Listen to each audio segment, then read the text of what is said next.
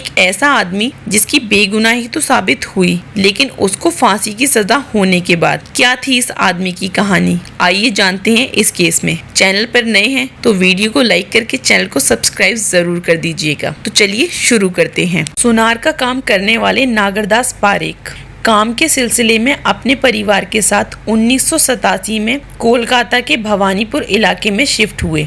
ये परिवार यहाँ के आनंद अपार्टमेंट की तीसरी मंजिल पर रहा करता था। इस परिवार में 4 सदस्य थे। नागरदास पारेख, इनकी पत्नी यशोमती बेन, इनका बेटा भावेश और बेटी हेतल। भावेश पारेख अपने पिता नागरदास पारेख का दुकान में हाथ बटाया करता था और बेटी हेतल पारेख स्कूल जाया करती थी। एक दिन हेतल अपनी माँ यशोमती को आकर बताती है कि बिल्डिंग का सिक्योरिटी गार्ड उसे गंदी नज़र से देखता है, उस पर कुछ न कुछ कमेंट पास करता रहता है और आज उस गार्ड ने हेतल से साथ में फिल्म चलने के लिए भी कहा।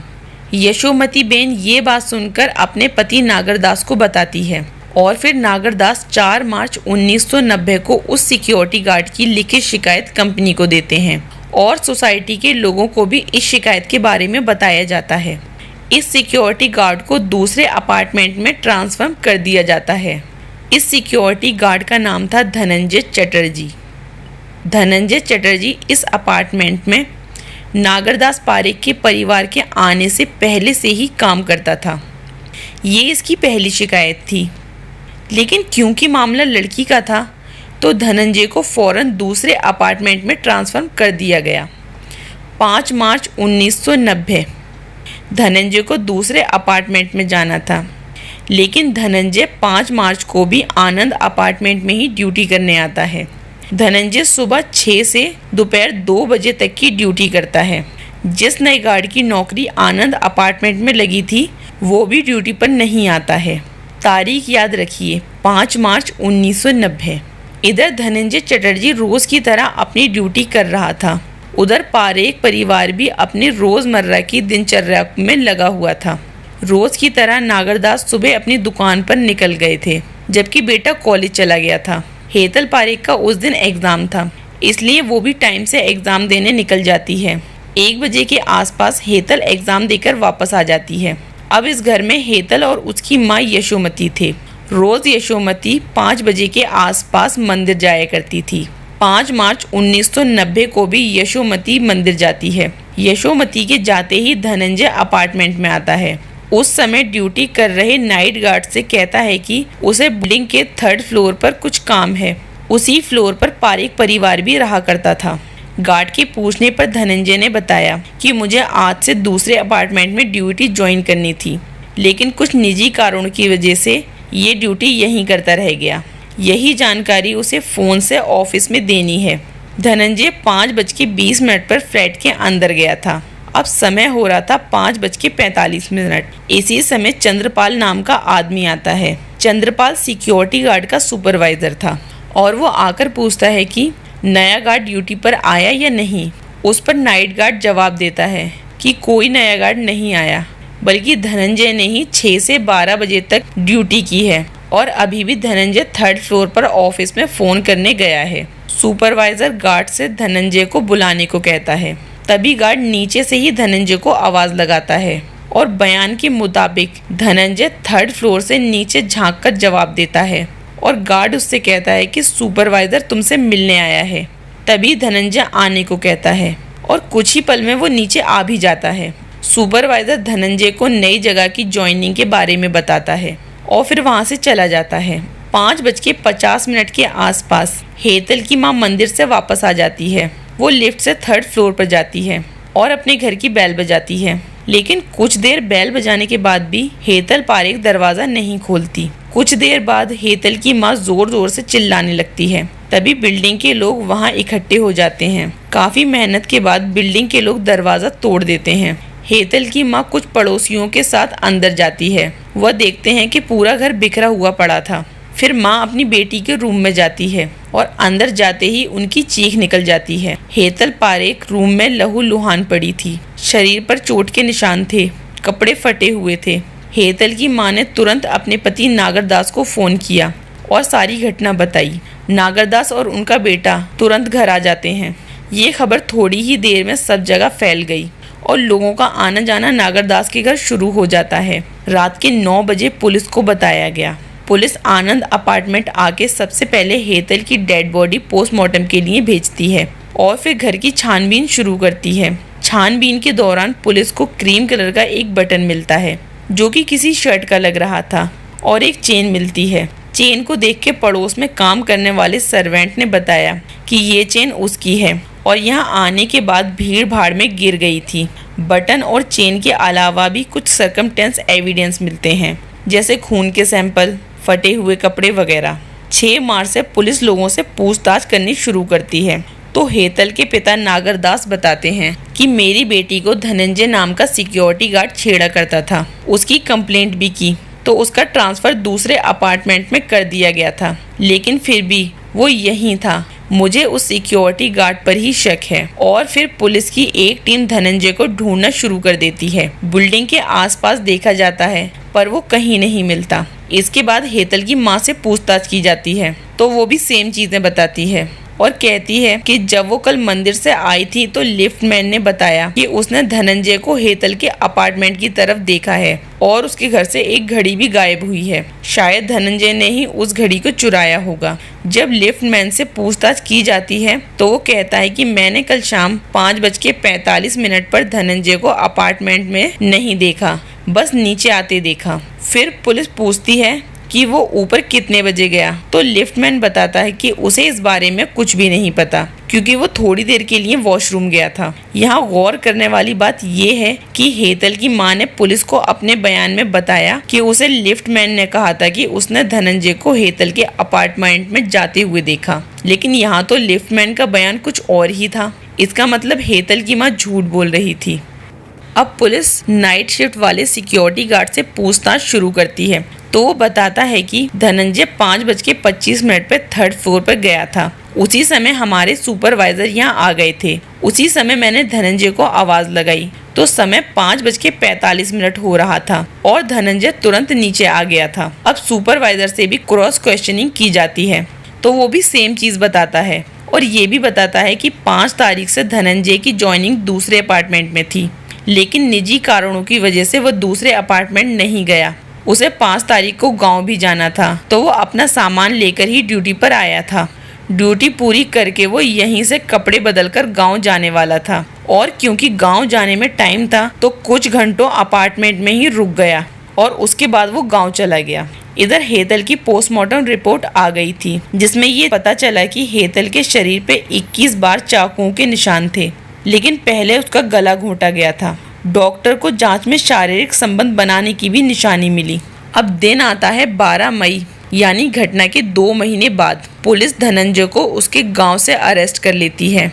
उसके बाद उसके घर की तलाशी ली जाती है। घर की तलाशी में पुलिस को वो क्रीम कलर की शर्ट मिलती है जिसको धनंजय ने वारदात वाले दिन पहना हुआ था। इसके घर से वो घड़ी भी बरामद होती है जिसके बारे में हेतल की माँ यशोमती ने बताया था। अब लोगों का कहना था कि धनंजय 3rd फ्लोर पर गया होगा, वहाँ हेतल के साथ रेप किया, उसका मर्डर किया और वहाँ से घड़ी चुराई और कपड़े चेंज करके वापस आ गया। शायद इसीलिए वो कपड़ों का बैग साथ लेकर गया था।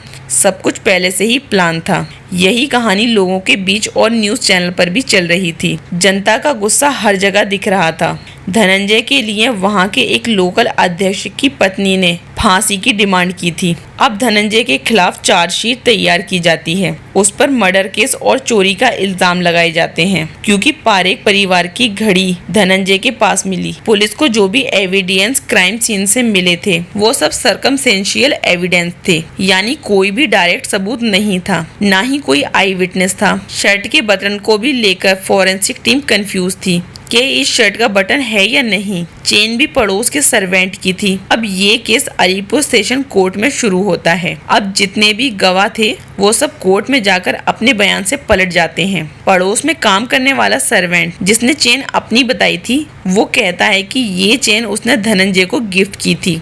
जब वो हेतल के अपार्टमेंट में गया होगा तब ये चेन वहाँ गिर गई होगी। बाकी के गवाह भी अपनी कहानी सुनाते हैं इस विश्वास से कि सब कुछ धनंजय ने ही किया है लेकिन धनंजय बार बार कहता रहा कि उसने कुछ भी नहीं किया है, वो कत्ल के बारे में सोच भी नहीं सकता, उसने अपनी पूरी जिंदगी ईमानदारी से गुजारी है। लेकिन अलीपुर कोर्ट ने सारे सबूत और गवाहों को देखते हुए धनंजय को फांसी की सजा सुना दी। फिर ये केस कोलकाता के कोर्ट में चला गया, वहां से भी धनंजय को फांसी की सजा सुनाई गई। इसके बाद ये केस सुप्रीम कोर्ट चला गया, यहाँ भी अदालत फांसी के फैसले पर ही रही, लेकिन धनंजय भी अपनी बात पर अड़ा रहा कि वो निर्दोष है।